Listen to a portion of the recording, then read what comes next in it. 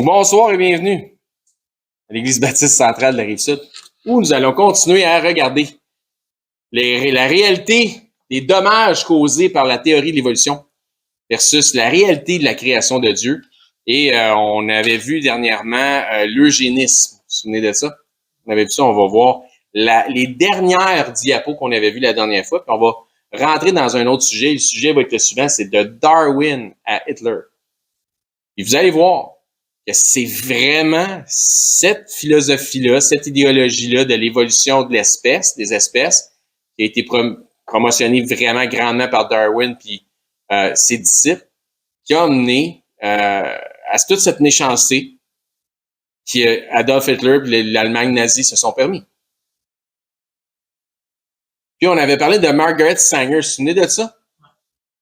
OK, donc les origines l'origine des espèces, hein, ça part à partir de la théorie de l'évolution planétaire jusqu'à éventuellement la théorie de l'évolution des espèces, puis l'homme descend du singe, puis etc.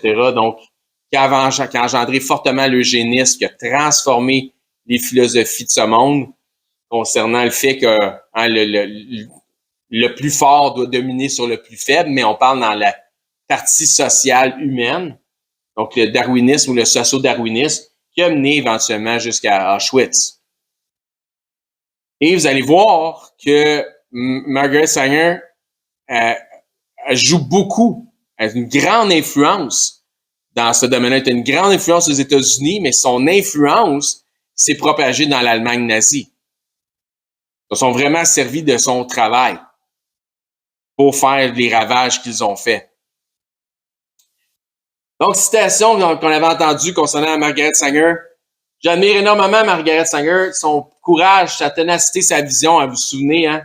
Celle qui a dit que les gens de couleur sont comme des mauvaises herbes humaines, elles ont besoin d'être exterminées.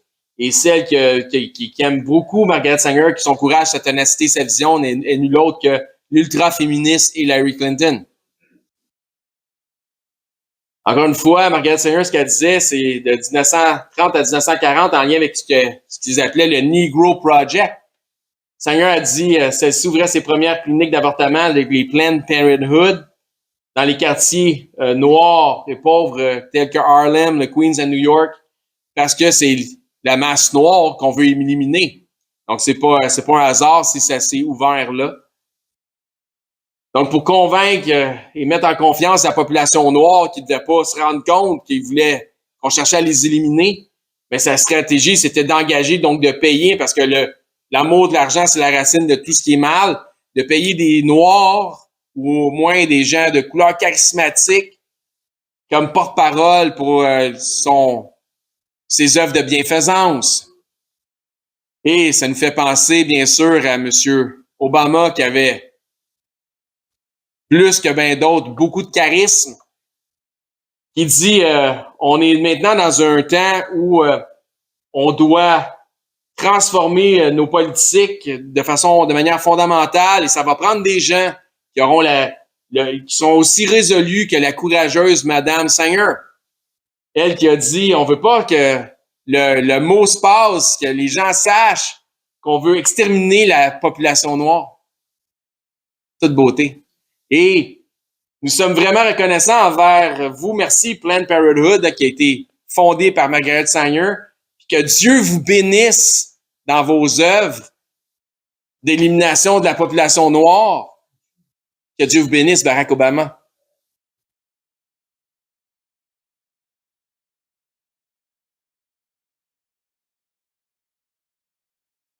Quel président merveilleux. Continuons. Donc, l'évolution, l'eugénisme et le nazisme. Aux USA, en 1911, l'Institut Carnegie. Donc, Carnegie, c'est un des premiers multimillionnaires américains dans le domaine de l'acier. Donc, lui, tu sais, quand ça devient donc millionnaire, un peu comme un Bill Gates au niveau de l'équivalent, là. Donc, quand ils deviennent millionnaires ou milliardaires, ils investissent leur argent dans de la philanthropie, dans des choses qui vont leur donner du pouvoir à partir de ce moment-là. Donc, lui, il investissait dans la science, il faisait des dons Donc, il avait établi une étude sur l'eugénisme, élaborant 18 méthodes différentes pour pouvoir se débarrasser des déficiences génétiques. Puis une d'entre elles était l'euthanasie. Parmi ces 18 façons de pouvoir faire un ménage génétique, c'était l'euthanasie, proposant pour se faire l'installation de chambres à gaz. Une bonne façon, on va faire ça d'une shot, on va mettre bien du monde, puis on va mettre du gaz, puis ils vont tous mourir dans une chambre à gaz. Puis on va établir des chambres à gaz locales. Ça, c'était une des méthodes proposées par l'Institut Carnegie, financé par Andrew Carnegie.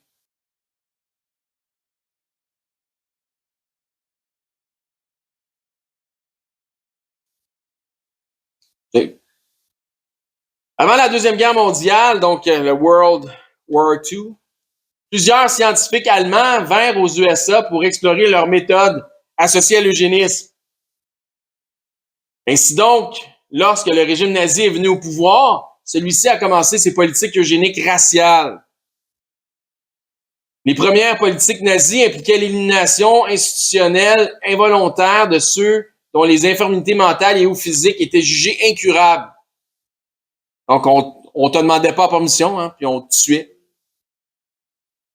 Si tu fitais pas le décor, ou si c'était une nuisance, ou si l'État devait te supporter parce que tu profitais pas à l'État parce que tu étais un incapable ou quelqu'un qui est mentalement atteint ou physiquement atteint. Donc, toujours de Darwin à Hitler, le support que je reçois de l'Allemagne en fait mon terrain fertile pour l'espoir que nos visions ultimement prévalent. Qui a écrit ça? Eh bien, c'est Charles Darwin dans une lettre à William Pryor en 1868. Mettons que l'Allemagne ont aimé ça, la théorie de l'évolution des espèces de Darwin. Il y avait beaucoup de fervents disciples qui ont travaillé dans le même sens que Darwin, qui ont fait une renommée à Darwin, puis qui se sont battus pour ses idéologies, puis promulguer ça en Allemagne. Donc, ça a fait son chemin. Tel que le stipule la théorie de Darwin, les guerres ont toujours été d'une grande importance, important les guerres, pour le progrès général de l'espèce humaine. Les physiquement plus faibles, les moins intelligents, ceux aux mœurs amoindries, doivent donner leur place aux plus forts. Donc, c'est un zoologiste allemand, Heinrich Zilger, en 1893, qui a dit ces choses-là.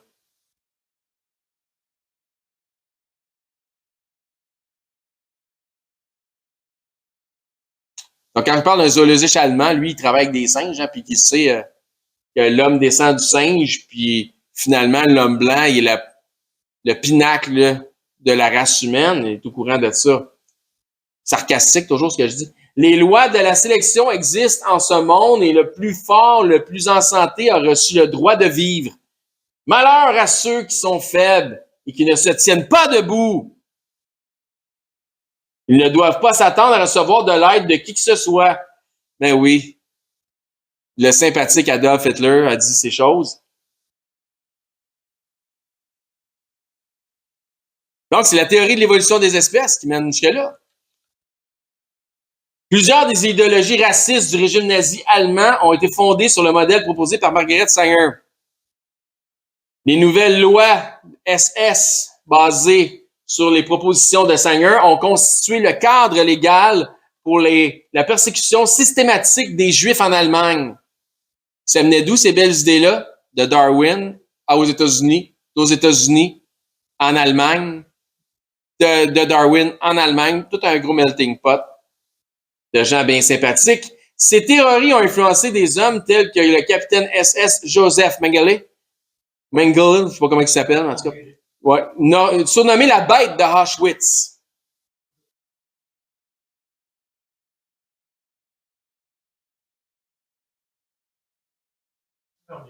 Oui, docteur, effectivement. Lorsqu'Hitler a autorisé l'action T4, soit le programme d'euthanasie afin de tuer les handicapés mentaux et les autres indésirables de la société allemande, les médecins et infirmières ont reçu le programme directement issu des philosophies de Margaret Sanger. Toute beauté.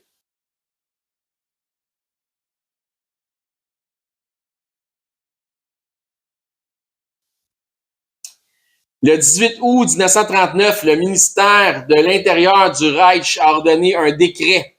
Tu sais, quand le gouvernement ordonne un décret, qui obligeait tous les médecins, infirmières et sages-femmes de rapporter tous les enfants nouveau-nés sous l'âge de 3 ans qui démontraient des signes de désabilité physique ou mentale. Vous vous souvenez, dans les Écritures, tu as 2 instances avec soit le Pharaon, il a tué tous les enfants des Hébreux.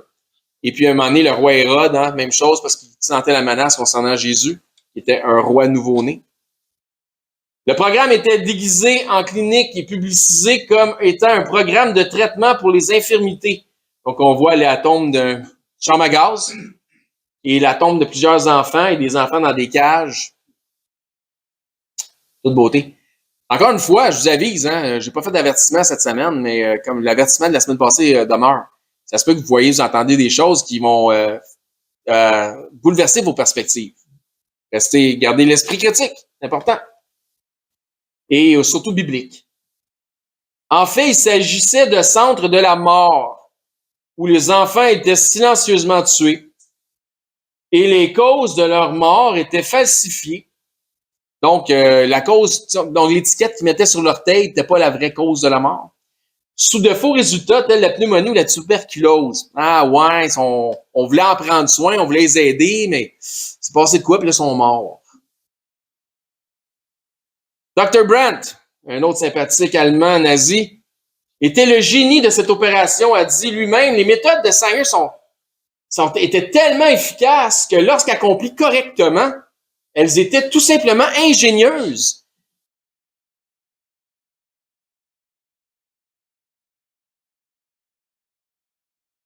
Donc, les méthodes de Margaret Sanger, comment tuer du monde, lui, il trouvait ça ingénieux. C'est une génie, cette femme-là, pour lui.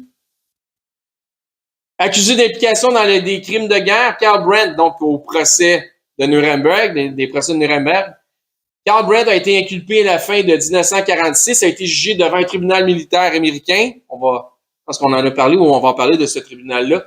Il fut reconnu coupable, condamné à mort, pendu le 2 juin 1948. Mais ce gars-là, là, comprend pas ce qui arrive. Lui, c'est un héros, là, dans l'Allemagne nazie. Ce qu'il faisait, là, c'est la bonne chose à faire. Comment ça, maintenant, qu'on me juge pour avoir fait quelque chose de correct? Je comprends pas. Pourquoi que je vais être mis à mort? Répartis dans 6 différents centres en Allemagne, plus de 70 000 handicapés physiquement et ou mentalement ont été ainsi euthanasiés. Un beau départ pour l'Allemagne nazie. Certains handicaps étaient aussi légers que sourds, muets, aveugles ou le fait d'avoir un membre atrophié. Une petite fille de 5 mois était aveugle, l'ont euthanasiée. C'est du meurtre. Ça va carrément à l'encontre de ce que les Écritures nous enseignent. Tu ne tueras point, tu ne tueras point, tu ne tueras point. D'aider ton prochain, d'aider la veuve, de l'orphelin, de prendre soin des autres, de faire à l'autre ce que tu voudrais qu'on te fasse, non pas le contraire. Donc, l'Holocauste des handicapés de l'Allemagne nazie selon le décret Action T4. Un bon décret gouvernemental, il n'y a rien de mieux pour aller de l'avant avec le progrès. Programme d'euthanasie systématique des Allemands handicapés. Le best-seller de nul autre qu'Adolf Hitler lui-même, Mein Kampf, est directement issu de la propagande évolutionniste, c'est certain. Darwin a écrit a écrit un livre qui s'intitule Sa lutte pour la survie du plus fort, en anglais Struggle for Life. Mein Kampf veut dire mes combats, mes struggles, mes luttes. Donc, c'est vraiment issu de ça. Donc, si j'ai des luttes, si j'ai des combats, je dois survivre. Il faut survivre, je dois être plus fort pour être fort. Pour prouver que je suis plus fort, je dois éliminer le plus faible. C'est l'idéologie nazie d'Adolf Hitler, influencée par la théorie de l'évolution des espèces. Lorsque celui-ci est venu au pouvoir, il a prophétisé que la survie de la race aryenne dépendait d'un bassin de gènes non pollué. Donc, il va faire ce qu'on appelle un clean-up racial, un ménage racial, ce qui a amené à l'extermination de plusieurs groupes ethniques vus comme étant inaptes pour la procréation germanique.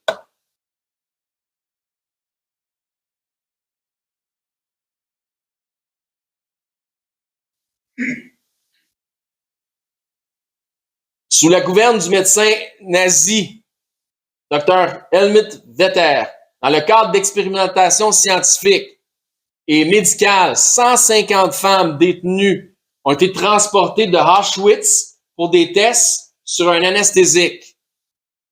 Donc des rats de laboratoire humains. Vous pensez que ça se peut pas? Ça se peut, c'est arrivé. Puis attention, parce que l'histoire a tendance à se répéter. On continue. Donc, le docteur Helmut Vetter. On continue. Rudolf Haus, un employé du laboratoire, un peu de temps après, a écrit ceci au commandant de Auschwitz. Il a dit, dans les 150 femmes qui ont été transportées sont arrivées dans de bonnes conditions, donc merci beaucoup. Cependant, ça va pas bien. Nous n'avons pas pu obtenir les résultats concluants car elles sont décédées au cours des expériences. Fait que, peux-tu nous en envoyer d'autres? Nous vous prions de bien vouloir nous envoyer un autre groupe de femmes au même nombre, donc 150 et au même prix. On aimerait ça en tuer 150 autres. C'était pas grave. C'était pas grave parce que c'était des vidanges. C'est ça, c'était des sous-races. Exactement, c'était vu comme étant des sous-races. C'est la théorie de la cruauté. C'est ça, c'est la philosophie de la cruauté, en fait. Si c'est pas l'équivalent d'un être humain, c'est un noir, il est proche du singe. Pas l'équivalent d'un être humain. Pourquoi qu'on, tu sais, c'est nous autres, le summum, la race aryenne, pourquoi qu'on ne les tuerait pas? Et effectivement, ils ont fait des rats de laboratoire, mais c'était généralement plus des juifs que d'autres choses. Puis c'était vu comme étant une sous-race, puis des rats. Mais c'est en fait, ça a même été mentionné que les juifs étaient vus comme des rats. Donc, pouvez-vous nous en envoyer d'autres au même prix? Donc, ce qui est spécial, c'est de voir ça. C'est que la compagnie, c'est Bayers. Tu sais, les petites bouteilles d'aspirine.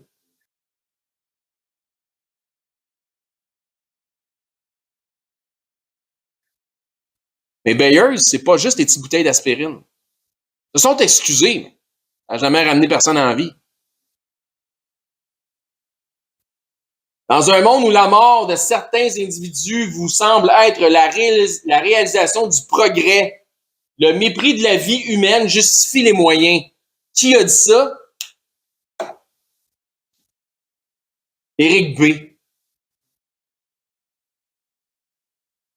Ben oui. Elitis. Bayers Monsanto. Fait qu'on va vous vendre votre bouffe, on va altérer votre bouffe, puis après ça, si vous êtes malade, on va vous vendre le médicament. Attention, gardez un sens critique. Contrôle. Monopole. Déshumanisation. Cruauté. Ça finit comment? Ecclésiaste 1.9, ce qui a été, c'est ce qui sera. Ce qui s'est fait, c'est ce qui se fera. Il n'y a rien de nouveau sous le soleil. L'homme est cyclique. La méchanceté de l'homme est cyclique, puis il n'y a pas de limite. La mort.